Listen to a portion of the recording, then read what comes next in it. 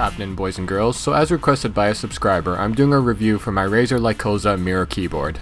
I've had this keyboard for 2.5 years now, and I use it for everything, from gaming to making YouTube videos and working as a graphic designer. I also use the Lycosa to download never mind. So needless to say, I've put this keyboard through its paces and know it like the back of my hand now.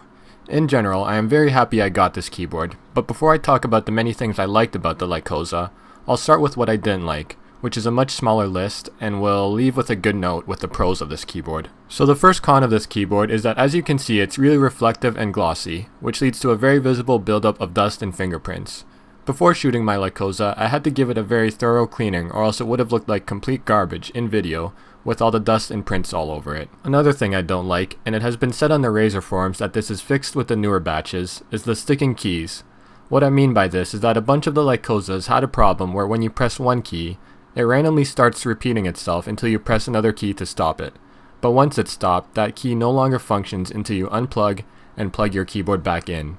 This can be annoying if, say, you're playing a game and one of the keys on the WASD cluster sticks, and you find yourself constantly running into a wall until either A, you get wrecked by some noob, or B, you're quick enough to dive behind your computer and replug the keyboard. Luckily, I've never had this happen in-game to me, and I only get a stuck key maybe once or twice a month, if that. So that's basically it with the cons. Now I'll give you some of the many pros I found. For starters, even though it does attract fingerprints and dust, I found the aesthetics far outweigh this, with the Lycosa being, in my opinion, the sharpest looking keyboard out there.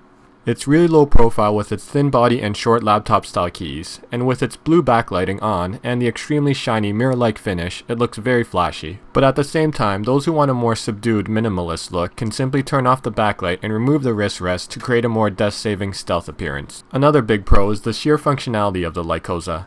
Unlike the keyboards out there with dedicated macro keys, the Lycosa software can basically assign any key on the board to be a macro. This is much better as you don't have to move your hand off the main keys to get to the macros that are usually on the sides or tops of competitors' layouts. Another functional and convenient feature is a top-mounted USB hub and audio inputs.